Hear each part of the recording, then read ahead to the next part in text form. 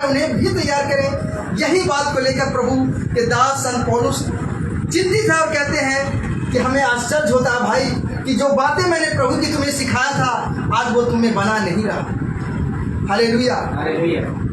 आगे कहता परंतु वह दूसरा सुसमाचार है, परंतु वह दूसरा सुसमाचार है ही नहीं, पर बात यह है कि कितने ऐसे हैं जो तुम्हें घबरा देते हैं और मसीह के सुसमाचार को बिगाड़ना चाहते हैं। हालेलुया। कहता है कि भाई जो सुसमाचार मैंने सुनाया उसको छोड़ के दूसरा कोई सुसमाचार है ही नहीं, परंतु ये बात इसलिए है ताकि जो मसीह को सुसमाचार को बिगाड़ना चाहते हैं इसके कारण वो तुमको भटका दिए हैं। हालेलुया। सो हम सबको जांचना है। कैसे जांचना है? प्रभु के वचन से जांचना है, क्योंकि मसीहा का वचन है जो हमारी अगुवाई करता है, हमारी मार्गदर्शन करता है और हमें हर बुराई से बचाने में वो सक्षम है और वो हमेशा हमें तैयार रखता है। हालेलुया। अगर हम वचन को नहीं पढ़ेंगे, नहीं जानेंगे और अगर हम केवल पास्टरों पे और प्रभु के दासों पे भरोसा रखेंगे तो अगर हमें कहीं प्रभु के दास गलत मिल गए, गलत संगति में हम चल गए तो एक दिन ये सुसमाचार जो हमें सुनाया गया है जो जीवन देती है उससे हम वंचित हो जाएंगे। आमीन। आगे कहता है गलातियों के 8 में कहता है परंतु यदि हम या स्वर्ग में कोई दूत भी उस सुसमाचार को छोड़ जो हमने तुमको सुनाया है कोई और सुसमाचार तुम्हें सुनाए तो श्रापित है।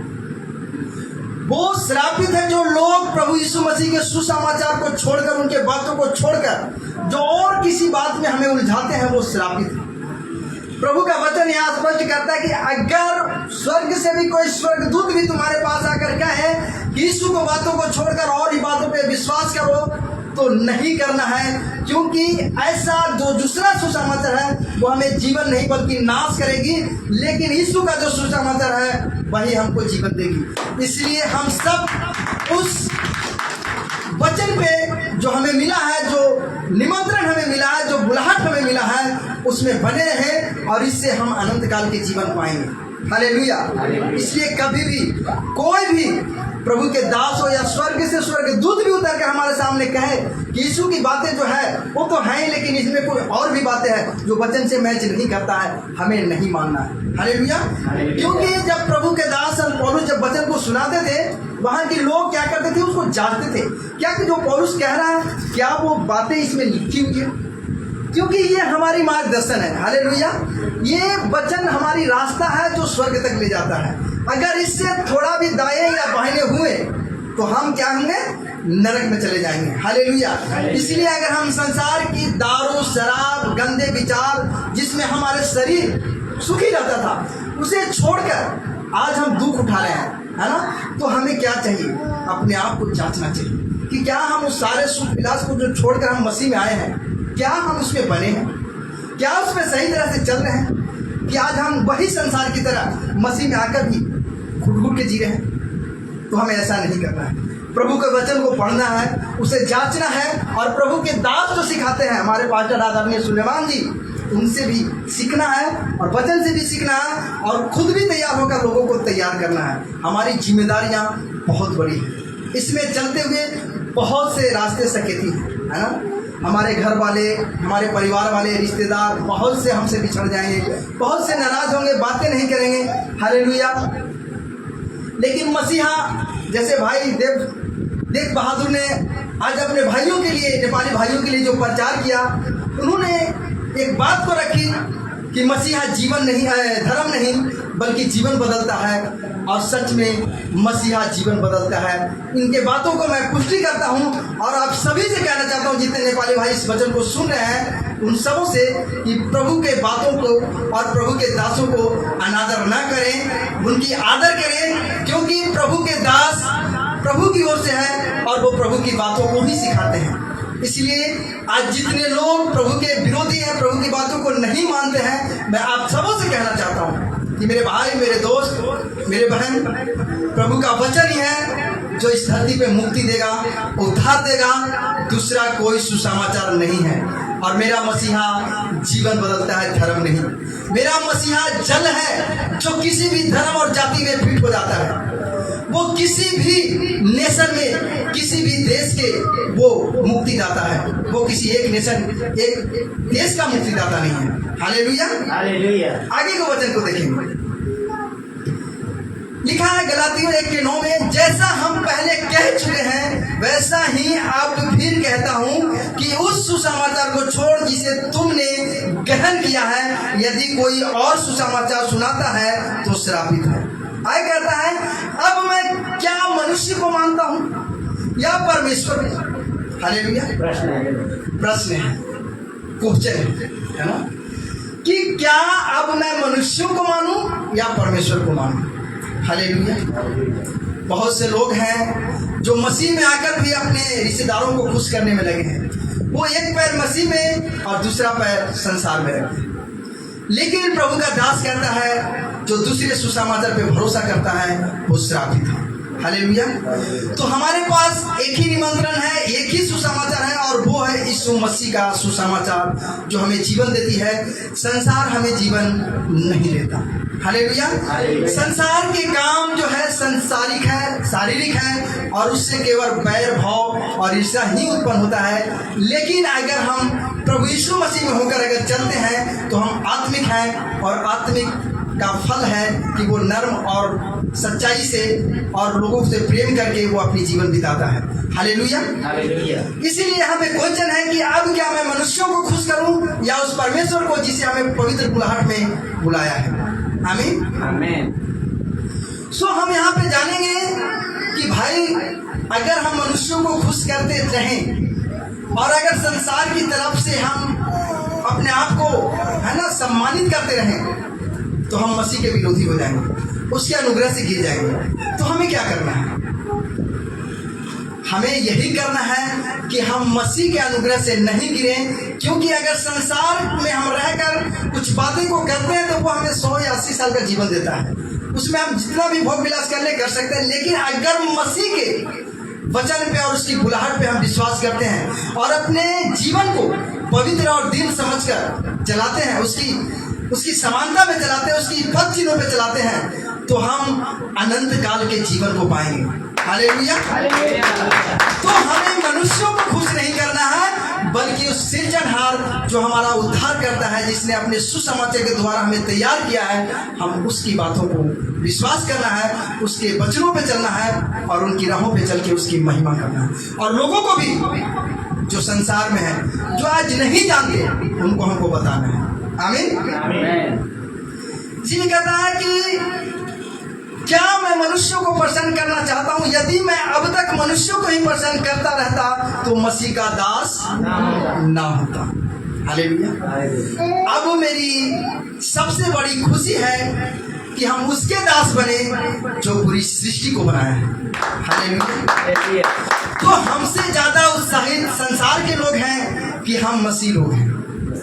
हम मसीह लोग हैं। सच में हम मसीह लोग बहुत उत्साहित हैं और बहुत आशीषित लोग हैं। प्रभु कहता है, जब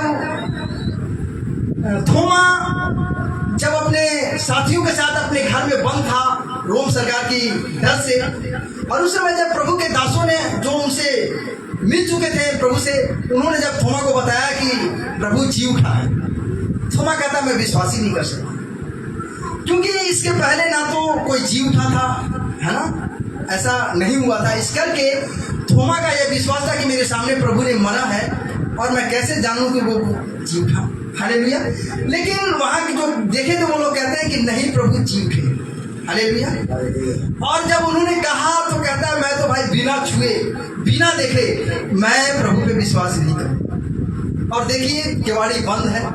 आज बहुत से लोग कहते हैं ना कि मसीह जो 3 किलो में फंस कर अपने आप को छुड़ा नहीं सकता, वो कैसा मसीह है।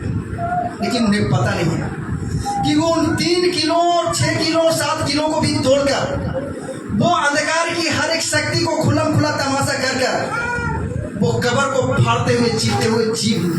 हालेलुया। और आज हम सब के बीच में है जो उस पर विश्वास करता है। आमीन। और उसी सुसमाचार पे थोमा विश्वास नहीं करता है, लेकिन प्रभु उस बंद दरवाजे में, उस बंद रूम में प्रकट होते हैं और कहते हैं थोमा देख मैं तेरे सामने खड़ा हूँ, आ अपने हाथ को मेरे पंजर में डाल, मेरे हाथों में डाल। अब विश्वास कर, मैं भूत नहीं, क्योंकि भूत को हड्डी और मांस नहीं होता, लेकिन मैं जीवित हूँ और मुझे छू कर दे। हालेलुया। और ऐसा होता है कि जब थोमा प्रभु के शरीर को हाथ लगाता है, वो और कुछ भी नहीं कह पाता, उनके चरणों में गिर कर कहता है, हे मेरे प्रभु, हे मेरे मसीहा। और रोते रोते उनकी आवाज़, मुंह से एक भी आवाज़ नहीं निकलता है, लेकिन प्रभु उन्हें उठाता है और कहता है कि थोमा, तुमने देखकर विश्वास किया, लेकिन धन्य होंगे वो लोग जो बगैर देखे विश्वास करेंगे। हालेलुया। आज हम सब धन्य हैं, हम सब आशीषित लोग हैं। हम संसार में रह के बहुत से दुख से कलेश से गुजरते हैं। मैं अपना एक गवाही शेयर करना चाहता हूँ। मैं भाई राम दिन से बताया था पिछले संडे को कि मेरे गांव में आषाढ़ के समय में एक पूजा होता है,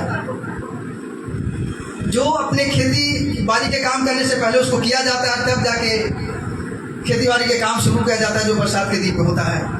और उसमें कुछ चंदे लगते हैं और वो चंदा पूरा गांव देना पड़ता है। और मैं भी हिंदू समाज से हूँ, तो लोगों ने कहा कि ये क्यों नहीं देता है, मैं इनसे भी लूँगा क्योंकि ये भी हिंदू है।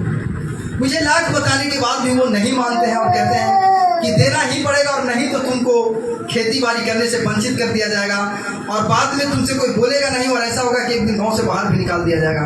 मैंने बोला मुझे मंजूर है, और ये बातें मेरे रहते भर में नहीं हुआ, मेरे आने के बाद हुआ। तो एक भाई ने फोन करके कहते हैं कि भाई तुम्हारी घर का जो पत्नी है वो चंदा नहीं दे रही है। मैं बोला भैया, मैं आपके इस काम में सम्मिलित नहीं हो पाऊंगा, आपको जैसा ठीक लगा वैसा कर सकते हैं, क्योंकि हम मसीह हैं और मसीह का आज्ञा है कि मसीह में मूर्ति पूजा करना वंचित है। हालेलुया। हम मुर्दों पे नहीं बल्कि जीवित परमेश्वर पे विश्वास करते हैं। हालेलुया। इसलिए हम ये चंदा नहीं दे पाएंगे। उन्होंने बोला तेरा काम और तू जाने, बाकी आगे के काम तू देख लेगा। लेकिन मैं प्रभु का धन्यवाद करता हूँ कि तब का दिन और आज का दिन, वही भाई फोन करके आज मुझे कहता है कि मैं चाहता हूं कि तू खेती करे। सो मैं पानी हिला रहा हूं और अपने घर वालों से कहो कि वो भी आए और अपनी खेती बाड़ी के काम शुरू करें। मैं प्रभु का धन्यवाद करना चाहता हूं कि जो मसीहा जिसके पदचिन्हों पे हम चलते हैं वो हमें संभालता है, और उन सबों को जो मेरे रास्ते में ठीकरा बन के, कंकड़ बन के जो आड़े बनते हैं, उन सबको हटाएगा और हमारा रास्ता बिल्कुल क्लियर करेगा, ताकि हम उस जीवन को जा सकें जिसके लिए हमको बुलाया है। हालेलुया। लेकिन ये तभी होगा जब हम उसके सुसमाचार में बने नहीं। अगर और ही तरह के सुसमाचार में हम पड़ गए कि संसार भी हाँ और मसीह भी हाँ, तो हम उस अनंत काल के जीवन से वंचित हो जाएंगे। हालेलुया। हालेलुया। इसलिए हम सबको एकत्रित होकर, जितने प्रभु के वचन को सुन चुके हैं, जान चुके हैं, हमने एक बात होनी चाहिए कि हमें संसार पे नहीं बल्कि मसीह की बातों पे भरोसा रखना है। भले ही हमारे सामने नहीं है, हमारे प्रत्यक्ष में नहीं है, लेकिन वो हमारे मध्य में है, हमारे अंदर है। मसीह का वचन कहता है कि क्या तुम नहीं जानते कि तुम्हारे अंदर परमेश्वर का आत्मा रहता है, और वो आत्मा डर का नहीं बल्कि सामर्थ का आत्मा है। और सच में मुझे अपने इस पूरी जीवन में जितना उत्साहित मना करते हुए उन लोगों को नहीं हुआ था, पहले नहीं होता, उतना उत्साहित हमको उसको मना करने में हुआ कि भले ही मेरा खेती ना हो, लेकिन मैं प्रभु के वचन से टलूंगा नहीं, उनके वचनों से हटूंगा नहीं, बल्कि पूरा करूंगा। आज ये चाहे मुझे गांव से निकाल दे या मुझे खेती ना करने दे, मैंने सोच रखा था कि मैं अपने पूरे परिवार को यहाँ लाऊंगा और यहीं रहूंगा और बाद में देखी जाएगी, लेकिन मैं तो नहीं दूंगा। हालेलुया। लेकिन परमेश्वर का धन्यवाद हो, वो मेरे साथ है, वो मेरे संग है और मुझे कभी टलने नहीं देगा। हालेलुया। अगर टलने भी देगा तो भी परमेश्वर का धन्यवाद हो, क्योंकि उसकी इच्छा ही हमारे जीवन में पूरी हो। ऐसी इच्छा के साथ अगर हम मसीह जीवन जीते हैं तो हमारी भलाई ही है, बुराई नहीं होगी। हालेलुया। आइए आगे के वचन को देखेंगे। गलातियों 1:9 लिखा है, जैसा हम पहले कह चुके हैं वैसा ही मैं अब भी कहता हूँ कि उस सुसमाचार को छोड़ जिसे तुमने ग्रहण किया है, यदि कोई दूसरा सुसमाचार सुनाता है तो वो श्रापित है। हालेलुया। पहले भी पुराने नियम में भी यही बात था कि जो आज्ञाएं मैं देता हूँ वही मानना होगा तो तुम धन्य होंगे। अगर नहीं मानते हो तो तुम श्रापित हो। यानी जो बीमारियां मिस्र में पड़ी थी वो तुम पे भी पड़ेगी। 10 बीमारियां पड़ी थी, उन पे विपत्तियां पड़ी थी। वो क्यों पड़ी थी? क्योंकि फिरौन ने कहा था कौन है परमेश्वर, मैं नहीं जानता। परमेश्वर उसको बताया कि कौन है परमेश्वर, देख लो। हालेलुया। परमेश्वर अपने लोगों को अलग करना जानता है। वो भीड़ों में से एक भी अगर परमेश्वर को जानने वाला है उसे ऊंचा उठा देगा, और वो सारे संसार जो लाखों करोड़ में झुकेगा उसके आगे। और ये मैं देख चुका हूँ। हालेलुया। शद्रक मेशक के जमाने में भी पूरी दुनिया मूर्ति पूजक इकट्ठे हुए। नबूकदनेस्सर राजा कहता है मेरी लंबी चौड़ी मूर्तियों के सामने पूरी दुनिया झुकेगी, लेकिन परमेश्वर के दासों ने कहा हे राजा, मैं तेरी इस मूर्ति के सामने नहीं झुकूंगा, क्योंकि मैं केवल एक ही परमेश्वर के साथ झुकता हूं जो जीवित है। हालेलुया। और वहां पे आप देखे होंगे, आप पढ़े भी होंगे कई बार, लेकिन मैं आज बताना चाहता हूं कि इतने करने के बावजूद भी उन तीनों लड़के जो मसीह के चेले थे, मसीह के जानने वाले थे, परमेश्वर को जानने वाले थे, वो जानते थे कि मेरा परमेश्वर महान है जो मुझे इन सारी विपत्तियों से बचाएगा। ऐसे दृढ़ लोग जो आज भी मसीह में हैं वो बचाए जाएंगे। अंत तक जो धीरे धीरेगा, उन्होंने क्या किया, उस पूरी दुनिया के आगे, पूरी दुनिया अरबों खरबों में लिखा है कि पूरी दुनिया के लोग इकट्ठे हुए थे, उनमें सिर्फ 3 लोग परमेश्वर के भय मानने वाले लोग थे। लेकिन लाख कहने के बावजूद वो अपने परमेश्वर की आज्ञा से नहीं भटके। वहां पे वो हो सकते थे कि वो भटक जाते कि यार पूरी दुनिया झुक रही है तो हम बचकर क्या करें, लेकिन उन्होंने कहा कि नहीं, हम परमेश्वर के आगे ही झुकेंगे, इसकी मूर्त के आगे नहीं झुकेंगे, क्योंकि मूर्त संसार में कोई वस्तु नहीं है। अगर माने तो भी कोई हानि नहीं, और ना माने तो भी कोई हानि नहीं। हालेलुया। सो ऐसा विश्वास, ऐसा दृढ़ता हम सब के अंदर होना चाहिए। हालेलुया। तभी हम मसीह जीवन को सही सलामत जी पाएंगे। हालेलुया। और आपने और हम सब ने उस वचन को पढ़ा और जाना भी है कि वो तीनों लड़के आग में झोंक दिए गए, वो अंत तक दृढ़ रहे, अंत तक भरोसा रखें। किस पे? अपने यहोवा परमेश्वर पे। लेकिन आज हम सब क्या करते हैं, थोड़ी सी दुख, थोड़ी सी कलेश आता है और हम सब भटक जाते हैं। यार हमें क्या करना है, यहाँ तो दुख मिल रहा है, आगे सुख मिलेगा, शांति मिलेगा, क्या पता चलता है। लेकिन ऐसा नहीं करना है, क्योंकि मसीहा का वचन पूरा होता है। पहला वादा पवित्र आत्मा का पूरा हुआ, तो दूसरा वादा भी जो हमें बादलों पे उठा लेगा वो भी पूरा होगा। आमीन। हालेलुया। इसलिए हम उस मसीहा के वचन पे, उसके निमंत्रण पे भरोसा रखना है जिसने मुझे पवित्र बुलाहट में बुलाया है। और सच में वो तीनों लड़के जीवित निकाले गए। और पहली बार मैंने पूरे बाइबल में सुना परमेश्वर का पुत्र सदृश एक और आदमी को मैंने उसके अंदर देखा। हालेलुया। ये मूर्ति पूजा के अंदर आज जो कहते हैं लोग कि परमेश्वर का कोई पुत्र नहीं है, इतने बड़े मूर्ति पूजक जो पूरी दुनिया को बुला के इकट्ठा किया, उसके जुबान से परमेश्वर ने कहा कि मैं चौथा व्यक्ति देखता हूं जो परमेश्वर के पुत्र के सदृश है। हालेलुया। अब बताइए कि वो मूर्ति पूजक जिसके जुबान से ये बातें निकाली किसने प्रकट की? तो वो तो मूर्ति पूजक था भाई। मूर्ति ने क्यों नहीं उसको अंदर प्रकट किया? क्योंकि हमने पहले कहा कि मूर्ति जगत में कोई वस्तु नहीं है, वो पत्थर है और पत्थर ही रहेगा, उसके मानने वाले भी उसी की तरह हो जाएंगे। लेकिन मेरा परमेश्वर जो शांति का दाता है, जो अनुग्रह करने वाला है और जो लोगों को जीवन देने वाला है, वो जीवन देता है, वो मृत्यु नहीं लाता। हालेलुया। और वो उसके मुंह से इंगिकार करवा दिया गया, वो कहवाने पे मजबूर कर दिया कि परमेश्वर के पुत्र के सदृश चौथा आदमी मैं देख रहा हूं कि शद्रक मेशक अबेदनगो के साथ घूम रहा है। आमीन। और बताइए कि लिखा कि वहां एक भी बात उनके लोगों के, यानी 3 लोगों के साथ जो वो आग में थे, नहीं झुलका। उनको जांचा गया, परखा गया, लेकिन एक भी बाल नहीं जला, ना है ना, कहते हैं ना कि धुआं से कुछ टेढ़ा मेढ़ा हुआ। और जो लोग उनको डाले थे उसमें, वो खुद ही जल गए। हालेलुया। सो हम सब परमेश्वर को जानने वाले हैं, और ऐसे गवाहों का बादल जब हमारे ऊपर है, जब हम बहुत से गवाहों को सुनते हैं, बाइबल में पढ़ते हैं, तो हमारा मन कच्चा नहीं होना चाहिए, बल्कि उत्साही होना चाहिए, है ना, कि हम ऐसे परमेश्वर को मानते हैं जो पत्थर का नहीं है, ईंट का नहीं है, कोई पेड़ नहीं है, कोई पौधा नहीं है, बल्कि इन सबको बनाने वाला जीवित और युगानुयुग जीवता है। आमीन, हालेलुया। और वो आगे के वचन में जब आप पढ़ेंगे तो वहां पे लिखा है कि उसने पूरे लोगों को, वहां पे जितने लोग उपस्थित थे उनको कहा कि आज से हम इस मूर्त को दंडवत नहीं करेंगे, बल्कि हम 17 और मेशक अबेदनगो को परमेश्वर को दंडवत करेंगे, और ऐसा कोई नहीं किया तो इसी आग में मैं उनको भी झोंकवा दूंगा। हालेलुया। अब इतना बड़ा मूर्ति पूजक जिसका मन परिवर्तन करता है परमेश्वर, ये आम बात है, बहुत कठिन बात है, हमारे लिए तो बहुत कठिन बात है, लेकिन परमेश्वर के लिए बिल्कुल नामुमकिन है, क्षण भर में होने वाली बात है, क्योंकि वो मनों में राज करता है, वो हमारे बीच में राज करता है ना। वो संसार की तरह नहीं कि मंत्री रख के, है ना, अपने बॉडीगार्ड रख के राज करता है कि दूसरे को डरा धमका के, नहीं, वो हमको ही बदल देगा और हमें भी अपने वचनों में लेकर चलने का वो सामर्थ्य रखता है। हालेलुया। और ये सब हमारी ओर से नहीं बल्कि परमेश्वर की ओर से। हालेलुया। आगे को हम वचन को देखेंगे,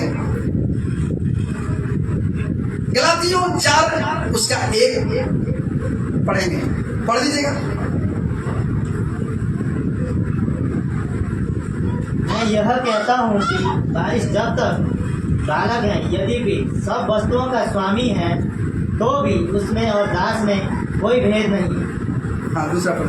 परंतु पिता के ठहराए हुए समय तक संरक्षकों और प्रबंधकों के वश में रहता है। वैसे ही हम भी जब बालक थे तो संसार की आदि शिक्षा के वश में होकर दास बने हुए थे। हालेलुया। हालेलुया। मैं यह कहता हूँ कि बारिश जब तक बालक है, अगर फॉर एग्जाम्पल एक राजा है और उसका बच्चा है, छोटा बच्चा है, तो उसे खिलाने के लिए उसके दास भी गोदी ले सकते हैं, उसके नौकर चाकर भी गोदी ले सकते हैं, उसके सिपाही भी गोदी ले सकते हैं। उसी प्रकार हम जब संसार में थे तो हम उस लूसीफर के वश में थे, उसकी आदि शिक्षाओं में हम चल रहे थे, मूर्ति पूजा करना, है ना, प्रसाद खाना, दारू पीना, बहुत से ऐसे जो काम थे शरीर के अनुसार वो हम करते थे। यहाँ पे उसी बात को दर्शाया गया है। मैं यह कहता हूँ कि बारिश जब तक बालक है, यद्यपि सब वस्तुओं का स्वामी है, तो भी उसमें और दास में कुछ भेद नहीं।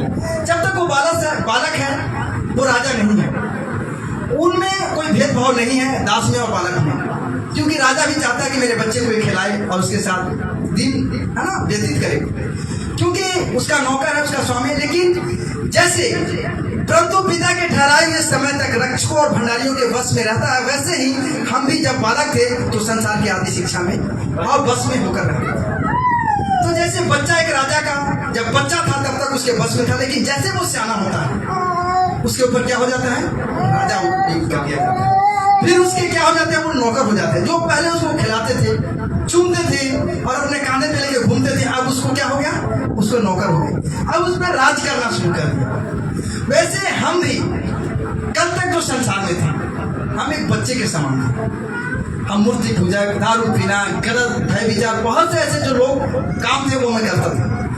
लेकिन जैसे मैं सियाना हुआ, जैसे मुझे ज्ञान हुआ, मेरी बुद्धि बढ़ी और मैं इस परमेश्वर यीशु मसीह को जाना, अब मैं क्या हो गया, अब मैं सियाना हो गया। अब मैं दूध पीने वाला नहीं बल्कि चिकन और मटन खाने वाला हूँ। मैं पहले दूध भी हजम नहीं कर पाता था, लेकिन मसीहा का धन्यवाद हो कि अब हम चिकन भी हजम कर लेते हैं। हालेलुया। इसी तरह हम सब अपने परमेश्वर के बातों में हमेशा उत्साहित होइए, और उत्साहित केवल सुनने से नहीं बल्कि उसकी जांचिए, अपने परमेश्वर के चरणों में उनकी संगति में रहिए, क्योंकि प्रकाशन केवल सुनने से नहीं बल्कि उनके चरणों में रहकर समय बिताने से मिलेगा। हालेलुया। जब मैं इन वचनों को पढ़ रहा था, मैं 2-3 बार गौर से देखा और मैंने कहा कि बात तो सही है यार। परमेश्वर का वचन बहुत दिनों के बाद, 40 साल के बाद हमें सियाना किया।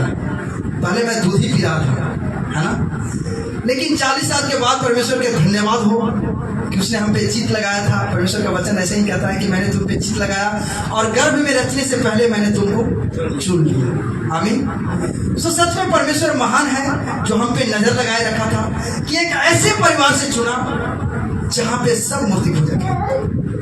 बहुत दिक्कत है वहां पे रहना, आपको मायूस होकर रहना पड़ेगा, लेकिन परमेश्वर का वचन हमें संभालता है। वो हमें दृढ़ करता है कि हम भले ही संसार में 2-4 दिन का दुख उठा रहे हैं, लेकिन जैसे ही संसार से कुछ करेंगे, जाएंगे, हम इतने बड़े आनंद को मनाएंगे जो संसार देखकर केवल दांत पिसेगी। काश उस दिन हम इसको बातों को मान लेता तो आज हम भी आनंद कर रहे होंगे। वो कोसते होंगे कि यार 60 साल और 80 साल के जीवन बिता के हम इस आनंद काल के जीवन को खो दिए। हालेलुया। वो अपने आप को कोसेंगे, लेकिन हम क्या होंगे? आनंदित होंगे। इसलिए मसीह का वचन कहता है कि अगर तुम्हें संसार में कोई दुख होता है तो उससे क्या हो? आनंदित हो। अपने आप को मायूस न करें, क्योंकि तुम्हारे लिए बहुत बड़ा प्रतिफल है। वो प्रतिफल क्या है? आनंद काल का जीवन। उस मसीहा को जिसे हम नहीं देखते हैं, आमने सामने देखेंगे। प्रकाशित वाक्य पढ़ेगा, वहां पे लिखा है कि वो नया यरूशलेम जिसमें 1000 वर्ष की परमेश्वर राज करेगा, उसमें हम सब मिलियन बिलियन लोग जो मसीह यीशु के कारण सताए गए हैं, वो सब उनके सामने रहेंगे। और उनमें ना तो कोई सूरज होगा ना चांद होगा, बल्कि परमेश्वर का तेज से वहाँ उजाला होगा, और हम सब उसमें उसी उजाला को देखकर परमेश्वर के आमने सामने रहकर उसकी महिमा करने पाएंगे। हालेलुया। सो हम सबको बच्चे नहीं बल्कि अब सियाना होना है परमेश्वर के वचन में, क्योंकि परमेश्वर का वचन कहता है कि समय के अनुसार से तुम्हें गुरु हो जाना चाहिए, लेकिन अभी तक तू दुनियादारी में पड़े हो और दूध ही को पीने वाले हो। हालेलुया। इसलिए हमको परमेश्वर को वचन को पढ़ना है, उसे सीखना है और खुद को तैयार करना है मसीहा के राज्य के लिए, क्योंकि अगर हम खुद तैयार होते हैं तभी दूसरों को तैयार कर पाएंगे, दूसरों को उत्साहित कर पाएंगे। हालेलुया। आज जो मुझे यहाँ खड़ा दिख रहे हैं, मेरी औकात नहीं थी, लेकिन परमेश्वर का धन्यवाद करता हूँ और पास्टर सुलेमान जी को धन्यवाद करता हूँ जिन्होंने ये मसीह मंथन का मंच दिया। पास्टर डेनियल आज जो मसीह मंथन का फाउंडर है, जिनको मैं बहुत दिल से शुक्रिया करता हूँ, थैंक्स करता हूँ कि जिनको अनुभव के द्वारा हम सब आज आशीषित हुए हैं। और उस परमेश्वर का दया है जो हम सबको जो गलत शिक्षा में थे, बहुत सी बातों को नहीं समझ पाते थे, परमेश्वर उन्हें तैयार करके हम सबों के बीच में भेजा कि हम सबको तैयार करें, और आज हम सब तैयार हुए और उस परमेश्वर की महिमा करेंगे। हालेलुया। हालेलुया। आगे पढ़ेंगे गलातियों 4:4 पढ़ेंगे। परंतु जब समय पूरा हुआ तो परमेश्वर ने अपने पुत्र को भेजा, जो स्त्री से जन्मा और व्यवस्था के अधीन उत्पन्न हुआ, ताकि व्यवस्था के अधीनों को मोल लेकर छुड़ा ले और हमको लेपालक होने का पद मिले। हालेलुया। हालेलुया। जोरदार परमेश्वर के लिए ताली बजाइए। हालेलुया। क्या होने के लिए? लेपालक होने के लिए। आप जानते हैं लेपालक किसको बोलते हैं? कोई भाई बताएंगे हमको, या बहन में से कोई बता दे लेपालक के अर्थ क्या होता है, लेपालक के मतलब क्या होता है? परमेश्वर ने हमें बोला कि लेपालक होने का पद तुम्हें मिला है।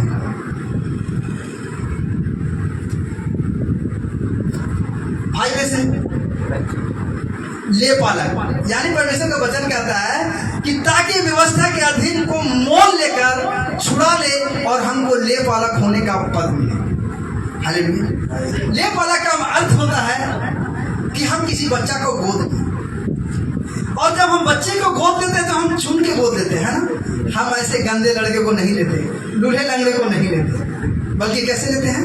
देख कर, सुनकर, गोरा चीटा हो, है ना, लंगड़ा लूल्हा ना हो, कोई बीमारी ना हो, परेशानी ना हो, उसमें ऐसे बच्चे को गोद लेते हैं। तो परमेश्वर ने हमें लेपालक यानी गोद लिया। तो हम सब कैसे हैं? चुने हुए लोग हैं। लाखों करोड़ों में आज दुनिया की आबादी जानते हैं 800 करोड़ से ऊपर है, और इतनी बड़ी आबादी से हमें चुना। तो हम सब कैसे हैं? धन्य लोग हैं, हम गोद लिए हुए लोग हैं, और इन सबों में से चुने हुए लोग हैं। बहुत आशीषित लोग हैं हम लोग। हालेलुया। हम परमेश्वर का धन्यवादी हमेशा रहना चाहेंगे, क्योंकि परमेश्वर अपनी दया अपनी अनुग्रह से ही हमें बुलाया। हमें कोई ऐसा बल कोई शक्ति नहीं थी और नहीं हमारे धर्म के कामों के द्वारा हमें चुना गया, बल्कि उसकी असीम कृपा है, उसकी असीम अनुग्रह है, जिसके द्वारा हम बुलाए गए और चुने गए और गोद लिए हुए लोग। हालेलुया। सो हम सबको कैसा होना चाहिए? परमेश्वर लिखा, परंतु जब समय पूरा होगा तो परमेश्वर ने अपने पुत्र को भेजा जो स्त्री से जन्मा और व्यवस्था के अधीन उत्पन्न, यानी हमारे यीशु मसीह जो कि परमेश्वर है, लेकिन इस धरती पे पुत्र बन के। इसका मतलब है कि परमेश्वर यीशु मसीह जो पुत्र बनकर आए, इससे पहले वो परमेश्वर था। अगर वो 100% अगर मनुष्य है तो इसके पहले वो 100% परमेश्वर था। हालेलुया। लेकिन लिखा है कि अगर लड़के वाले लहू मांस के अधिकारी हैं तो उन्होंने भी सोचा कि हमें भी लहू मांस के अधिकारी होना पड़ेगा, क्योंकि अगर व्यवस्था से छुड़ाना है तो व्यवस्था के अधीन होना पड़ेगा। हालेलुया। और हम जानते हैं कि प्रभु यीशु मसीह व्यवस्था में ही जन्म लिए और व्यवस्था के द्वारा ही हमें इस अनुग्रह को दिए। हालेलुया। क्योंकि परमेश्वर का वचन कहता है कि हम व्यवस्था को लोप करने नहीं बल्कि उसको पूरा करें। हालेलुया। हम सब व्यवस्था को नहीं पूरा कर पाते, हम कभी भी उस व्यवस्था को पूरा नहीं कर पाते, चाहे जितनी मर्जी जोर लगा लेते। हालेलुया। लेकिन आज भी बहुत से लोग हैं जो मसीह के अनुग्रह से गिर चुके हैं और कुछ व्यवस्था को अभी भी मसीह के देह में लेके बैठे हैं, जैसे दशवांश है, जैसे है ना, बहुत से और चीजों हैं वो लेके बैठे हैं। लेकिन मसीह का वचन कहता है कि जो व्यवस्था के अधीन है वो अनुग्रह से गिर चुके हैं और मसीहा से अलग हो चुके हैं। तो दूसरा सुसमाचार अगर आज हमारा जीवन में है तो हम अनंत काल के जीवन से भटक चुके हैं, हमें अनंत काल का जीवन नहीं मिलेगा। और जितने भाई बहन इस पेज से सुन रहे हैं, आप लोग भी समझिए कि अगर व्यवस्था आज भी आपके अंदर है तो आप मसीह से बिल्कुल इच्छा मत रखिएगा कि वो हमें आनंद जीवन देगा या हमें कुछ ऐसी चीज जो हमें भलाई हो वो देगा, ऐसा नहीं देगा, क्योंकि मसीह से आप गिर चुके हैं और मसीह कभी भी आपको साथ नहीं देगा। हालेलुया। ये अनुग्रह पूरी दुनिया पे है। वो आदमी जो लोग नहीं मानते उनको भी परमेश्वर धूम और छांव देता है, उनको भी बारिश देता है, उनको भी अन्न देता है और उन्हें भी चलाता है। लेकिन इसका मतलब नहीं कि वो आनंद जीवन पाएंगे।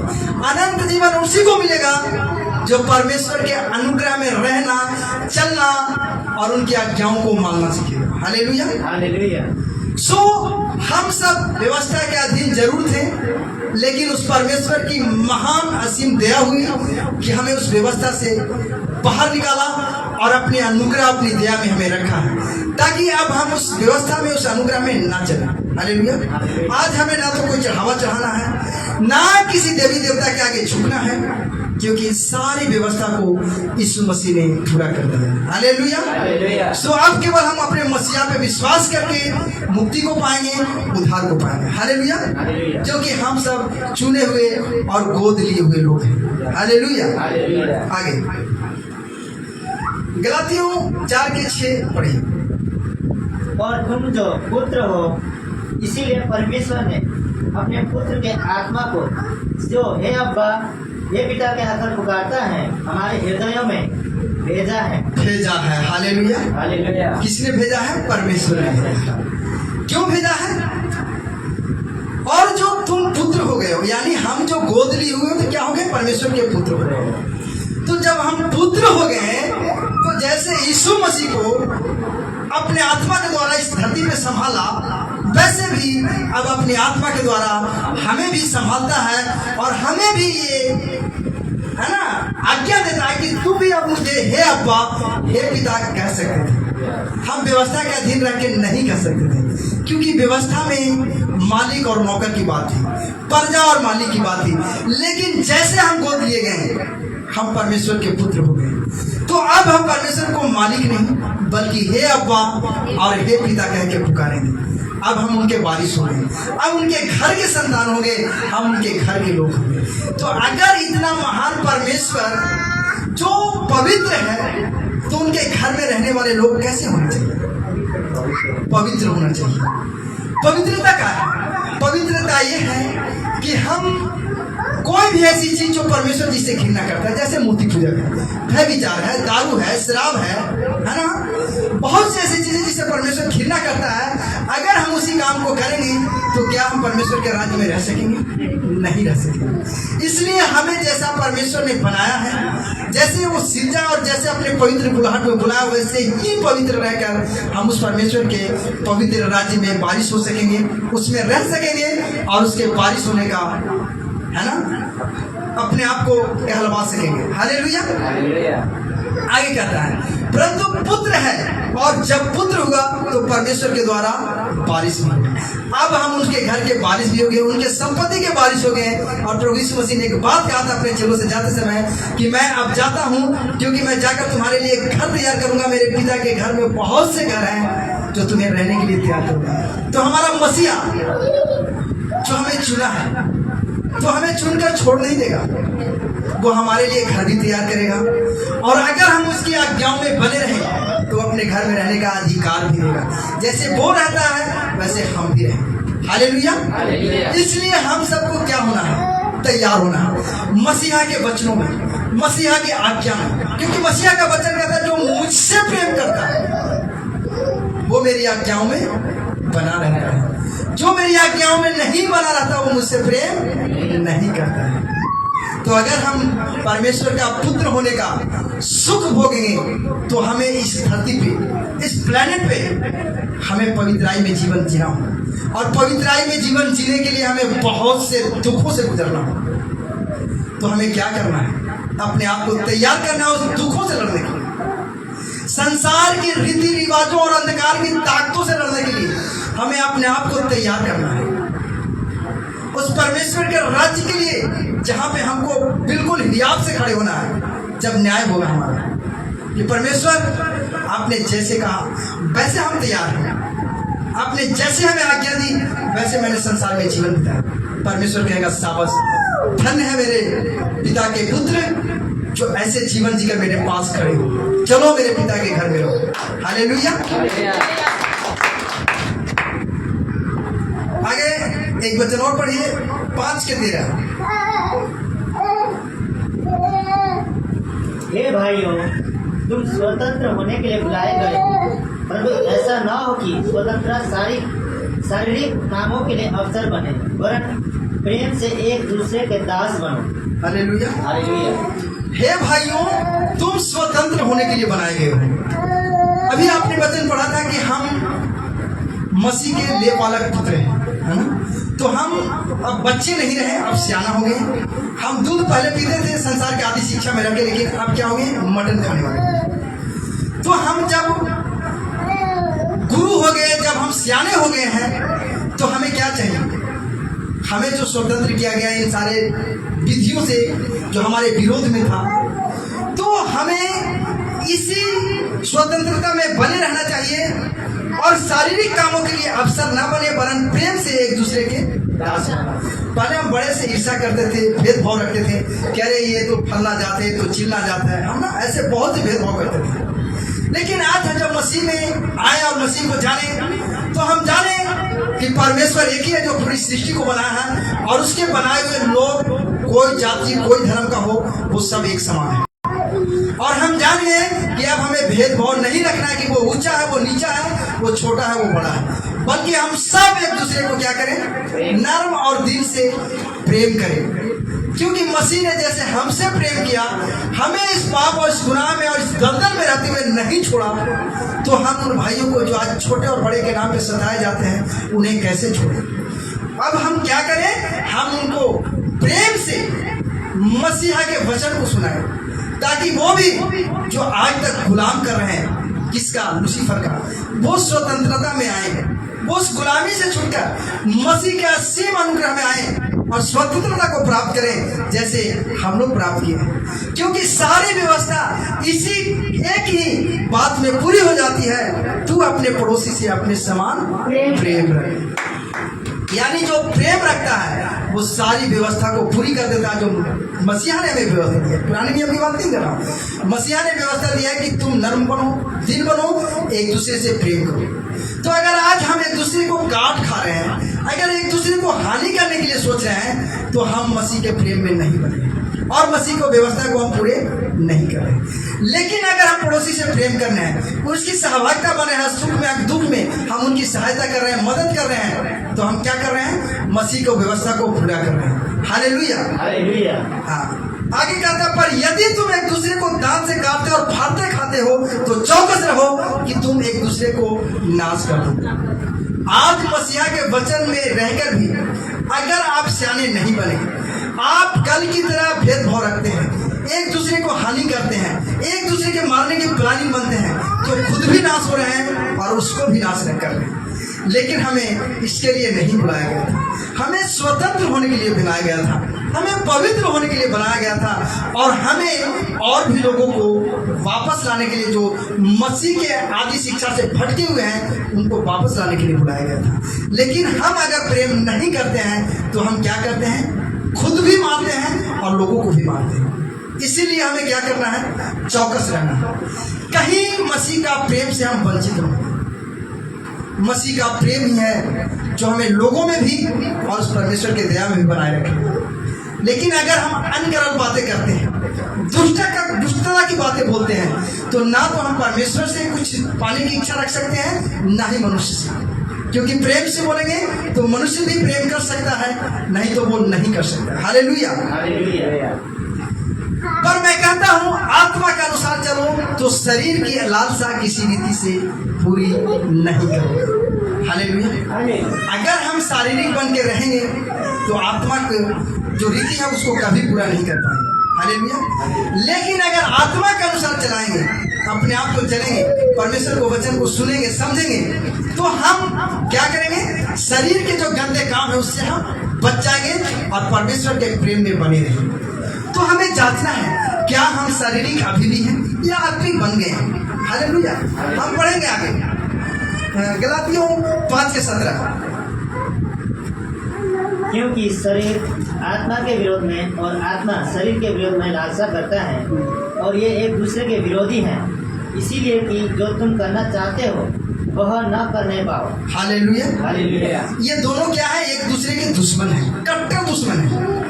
अगर आत्मा आपको चलाता है तो शरीर आपको विरोध करता है। शरीर कहता है, यार सब दिन तूने परमेश्वर का भय माना, आज चल रहा मेरे साथ एक पैक लगा दे, हाँ चल ना यार, आज घूम लेते हैं, वीडियो देख लेते हैं, गलत वीडियो देख लेते हैं, या दुनिया में फिल्म चलता है, हॉल चलती है, उसमें चल के देख लेते हैं, एक दिन से क्या हो जाएगा। लेकिन परमेश्वर का वचन कहता है कि वो एक दिन हमारे लिए पूरी जीवन वो नरक में डालने का काम करेगा। हालेलुया। इसलिए अगर हम शरीर के अनुसार चलते हैं तो हम एक दिन नाश हो जाएंगे, और अगर आत्मा के अनुसार चलते हैं तो हम अनंत काल के जीवन पाएंगे। इसलिए शरीर के काम जो है वो सबको मालूम है कि क्या है। हम पढ़ेंगे आगे वचन में, आगे पढ़ दीजिएगा गलातियों 5:18 से पढ़िएगा। और यदि तुम आत्मा के चलाए चलते हो तो व्यवस्था के अधीन न रहे। शरीर के काम तो प्रकट है, अर्थात व्यभिचार, गंदे काम, लुचपन, मूर्ति पूजा, तोड़ना, वैर, झगड़ा, ईर्ष्या, क्रोध, फूट, निर्धर्म, डाहा, मतवालापन, ईर्ष्या, पीड़ा और इनके जैसे और काम है। हालेलुया। हालेलुया। आपने पढ़ा, आपने सुना, सबने सुन लिया कि शरीर के क्या काम है। शरीर के काम है भय विचार, गंदे काम, लुचपन, डाह, मतवालापन, नीला कीड़ा और इनके जैसे और काम है। इसके विषय में मैं तुमको पहले से कह देता हूँ, जैसा पहले कह भी चुका हूँ कि ऐसे ऐसे काम करने वाले परमेश्वर के राज्य के वारिस नहीं। इसीलिए हमको क्या होना है? आत्मिक होना है। और आत्मा का फल आप सब जानते हैं, आगे वचन से हम देखेंगे भी। लेकिन यहाँ पे शारीरिक और आत्मिक में बहुत फर्क है। अगर हम आत्मिक हैं तो परमेश्वर के राज्य को देखेंगे, अगर शारीरिक हैं तो हम परमेश्वर के राज्य को नहीं देखेंगे। सो भला क्या है, आत्मिक होना या शारीरिक होना? आत्मिक होना भला है। तो हमें आज जो मसीह में 10 साल से 15 साल से 20 साल से चल रहे हैं, और अगर आज भी हम तेल, पानी, रुमाल और दान दशमान पे भरोसा रखते हैं कि इसी को करने से अगर हम स्वर्ग राज्य की प्राप्ति होगा, हमें आशीषित मिलेगा, तो आप क्या कर रहे हैं? अपने आप को परमेश्वर के राज्य से वंचित कर रहे हैं। हालेलुया। हालेलुया। हम परमेश्वर के राज्य से अलग हो रहे हैं, लेकिन हमें पता तक नहीं, हमें भनक तक नहीं। हालेलुया। क्योंकि शरीर का काम आपने पढ़ लिया कि ये भय विचार है, ये लुचपन है, ये मूर्ति पूजा है। और मूर्ति पूजा से रिलेटेड क्या है? दान दशवां भी है, जो व्यवस्था के अनुसार था। आज मसीह के देह के लिए नहीं है। तो जब मसीह के देह के लिए नहीं है तो ये मूर्ति पूजक से भी बढ़कर है। हालेलुया। तो जब शरीर के काम मूर्ति पूजा के बराबर है तो हमें क्या करना है? आत्मिक होना है और हमें परमेश्वर के राज्य के वारिस बनना है। तो हमें अब इन सारी मूर्ति पूजा जिससे परमेश्वर ने हमें छुटकारा दिया, हमारे जो विरोध में था उससे हमको क्या किया? आजाद किया। तो हमें क्या होना चाहिए? आत्मिक होना चाहिए। और आत्मा को काम हम पढ़ेंगे, आगे पढ़ेंगे गलातियों 22। पर आत्मा का फल प्रेम, आनंद, शांति, धीरज, कृपा, भलाई, विश्वास, नम्रता और संयम है। ऐसे ऐसे कामों के विरोध में कोई भी व्यवस्था नहीं। हालेलुया। आगे। और जो मसीह यीशु के हैं उन्होंने शरीर को उसकी लालसाओं और अभिलाषाओं समेत क्रूस पर चढ़ा दिया है। हालेलुया। हालेलुया। हम सब क्या कर दिए हैं? अपनी शारीरिक अभिलाषाओं को मसीह के साथ उस क्रूस पे चढ़ा दिए हैं। क्योंकि मसीहा ने हमारे ही पापों और गुनाहों के लिए इस धरती पे आए थे और उसने हमारे ही लिए दुख सहा, हमारे लिए ही ताड़ना सही और उस क्रूस पे हमारे दुखों को, निर्बलताओं को उसने सह लिया। सो जब हम मसीहा पे विश्वास करते हैं तो अपने सारे चाल चलन को क्या करते हैं? क्रूस पे चढ़ाते हैं और मसीह के मृत्यु का बपतिस्मा लेकर ये साबित करते हैं कि आज से हम अपनी जीवन शारीरिक नहीं बल्कि आत्मा के अनुसार जिएंगे। और जो आत्मा के अनुसार चलेगा वह अनंत काल का जीवन पाएगा, वही कटनी काटने पाएगा। हालेलुया। नहीं तो हम नहीं काटने पाएंगे। आत्मा का फल क्या है? आत्मा का फल है प्रेम, आनंद, शांति, धीरज और दया, भलाई, विश्वास, नम्रता और संयम है। ऐसे ऐसे कामों के विरोध में कोई व्यवस्था नहीं। अगर हम संयम रखते हैं इस पृथ्वी पे, बहुत से लोगों को देखते हैं, बहुत से गाड़ियां उनके पास, धन है, दौलत है, बहुत से सुख विलास करते हैं, लेकिन बहुत से मसीह लोग जो हैं वो मायूस हो जाते हैं कि यार परमेश्वर ने तो कहा था हमें धन देगा, हमें दौलत देगा, हमें सुखी रखेगा, लेकिन आज वो चीज़ जो मेरे पास होना चाहिए वो अविश्वासियों के पास है। मैं यहाँ पे कहना चाहता हूँ आप सभी से, जितने इस पेज के माध्यम से सुन रहे हैं, कि मसीह हमें धन और दौलत देने नहीं बल्कि इससे भी ऊंचा और सबसे बड़ा जो प्रतिफल है अनंत जीवन वो देने आया। हालेलुया। हम सब संयम रखें और परमेश्वर के बलवंत हाथों के नीचे दीनता से बने रहें तो समय आने पे परमेश्वर हमें एक दिन बढ़ाएगा। हालेलुया। इसलिए अपने आप को नर्म कीजिए, धीर कीजिए और अपने सारे बुराइयों से जो संसार करता है उससे बचे रहिए। तो मसीहा एक दिन आपको अनंत जीवन देगा। और ये धन, ये दौलत काफी दिन के लिए नहीं है मेरे भाई, मेरे बहन, एक दिन नाश हो जाएगा। ये सबके पास नहीं रहता। आज आपके पास है तो कल उसके पास रहेगा और एक दिन ये भी नाश हो जाएगा। कोई इसे लेकर नहीं जाएगा, लेकिन हम यहाँ से कुछ लेके जाएंगे, अपनी पवित्रता को, जिसके द्वारा परमेश्वर के राज्य में, उसके घर में हम रहने पाएंगे। लेकिन जो धन दौलत कमाएंगे वो परमेश्वर के राज्य में नहीं रहने पाएंगे, न ही उसके घर में रहने पाएंगे, बल्कि अनंत काल के आग में झोंके जाएंगे और वो सदा अपने आप को कोसेंगे और दांत पिसेंगे, फिर भी वो दोबारा मौका नहीं पाएंगे। मैं कहना चाहता हूँ कि अगर मौका है तो इस पृथ्वी पे है, अपने आप को बचाइए और मसीहा को जानिए, क्योंकि दूसरा कोई सुसमाचार नहीं है। एक ही सुसमाचार, और पत्रस कहता है कि आकाश के नीचे और धरती के ऊपर अगर कोई नाम है जिससे मनुष्य मुक्ति पा सकता है वो नाम केवल यीशु है। हालेलुया।